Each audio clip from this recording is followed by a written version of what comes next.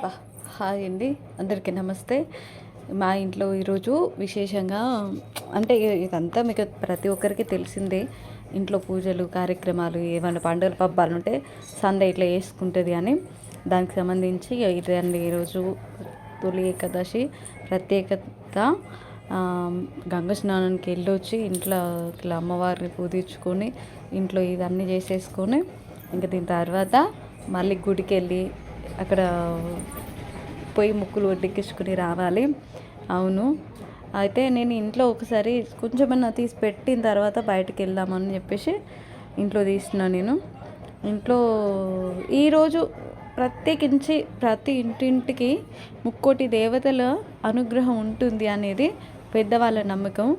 అవును, దానికి మనం ఏంటంటే ఇట్లా చేసుకొని ఇంట్లో పూజ గదులు కానీ ఇల్లు కానీ అన్నీ అలంకరించుకొని ఆడవాళ్ళు మంచిగా రెడీ అయ్యి స్నానాలు చేసి తల స్నానాలు ఉపవాసాలు ఉండి ప్రతి గుడికి వెళ్ళి చిన్నప్పటి నుండి ఇలా పూజలు ఇదే నాకు తెలిసిందైతే.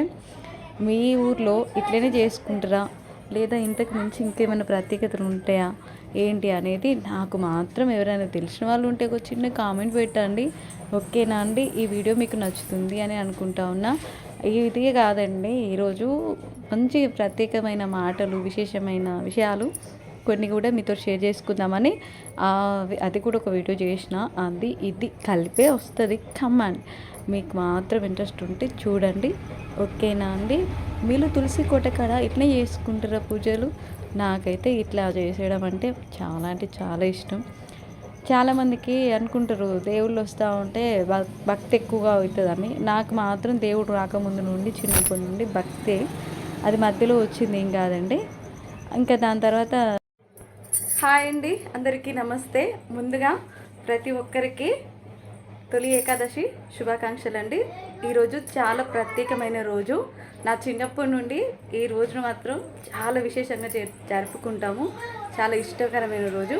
గంగ స్నానానికి వెళ్ళి ఉపవాసం ఉండి రేపటి రోజున ఉపవాసం అనేది వదిలేస్తాము.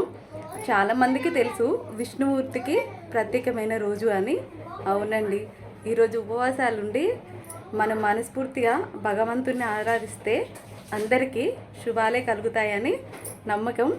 మన ఛానల్ చూసే వాళ్ళకి ఇన్స్టాగ్రామ్స్ కానీ ఇట్లా యూట్యూబ్ కానీ మన ఫాలోవర్స్కి కానీ సబ్స్క్రైబర్స్ కానీ లేదా మనల్ని ఫాలో అవ్వని వాళ్ళకైనా మనల్ని అసహించుకొని మనల్ని ఎప్పుడు ముందు వేసుకొని తిట్టే వాళ్ళకు కూడా అంత శుభమే జరగాలి అని మనస్ఫూర్తిగా కోరుకుంటూ ఆ నారాయణమూర్తి ఆశీస్సులు మనందరి మీద ఉండాలి అని మళ్ళీ మళ్ళీ మళ్ళీ మళ్ళీ ఆ భగవంతుని ప్రార్థిస్తూ ఉన్నాను. మార్నింగ్ గంగ స్నానం అయిపోయింది. ఇంటికి వచ్చిన తర్వాత ఇంకా ఇవి బోనాలు అవి ఇవి పూజించుకొని ఈ పని అయిపోయింది. అందుకని చాలా లేట్ అయిపోయిందండి. ఇప్పుడు వచ్చేసి 3 దాటింది. 4 కల్లా వీడియో ఈరోజు పెట్టాలి అని నిర్ణయించుకున్నా. మళ్ళీ ఇంకా గుడికి వెళ్ళి కూడా రావాలి. నేను వెళ్ళేద్దాం, మీ అందరితో ఒకసారి మాట్లాడిన తర్వాత దేవుని దర్శనానికి వెళ్దామని చెప్పేసి అనుకున్నా. ఇంట్లో దైవ దర్శనం అయింది. మన ఇంట్లో మనస్ఫూర్తిగా మనం అన్నిటికీ ఆరాధిస్తే అన్ని దేవుళ్ళు ప్రత్యేకించి ఉంటాయి అనేది నేను మనస్ఫూర్తిగా నమ్ముతూ ఉంటా. ఇంకా మీతో చాలా షేర్ చేసుకోవాలి. చెప్తాను అన్నీ ప్రతి ఒక్కటి. ముందుగా అందరైతే మా లక్ష్మీ నరసింహస్వామిని దర్శించుకోండి.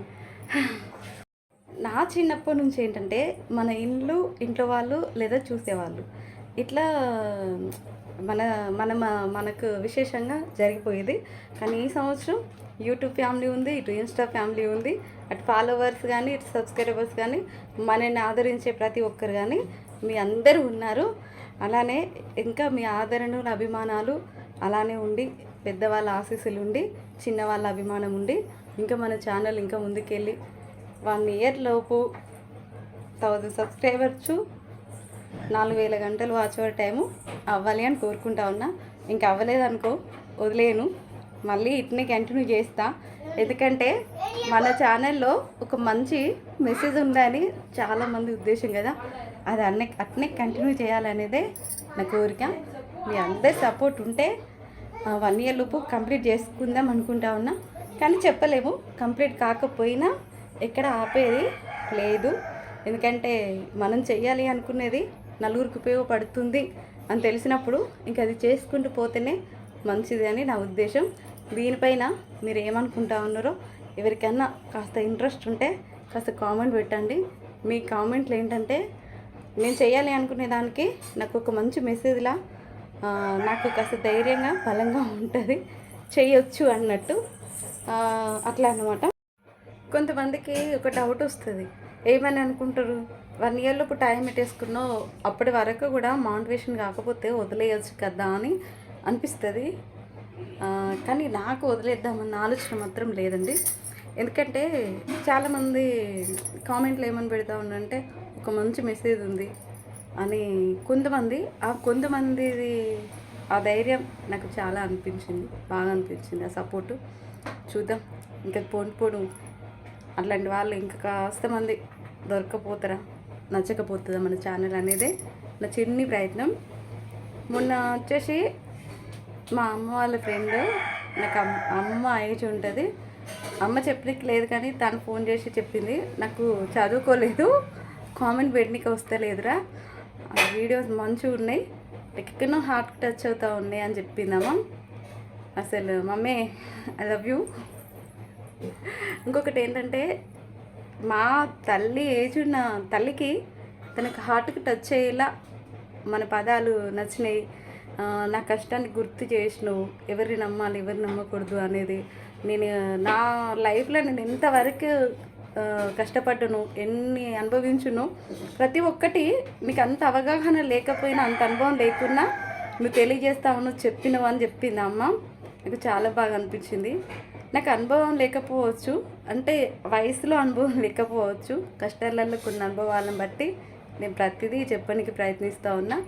మీకు ఎవరికైనా నచ్చితే లైక్ అండ్ షేర్, సబ్స్క్రైబ్ మన ఛానల్. మీ సపోర్ట్ ఉంటే మరిన్ని వీడియోస్ ఇంకా మంచిగా చేసి ఇంకో నలుగురికైనా అట్లా ఎక్కడో హార్ట్కి టచ్ అయ్యేలా చేయాలి అనేదే నా చిరు ప్రయత్నం.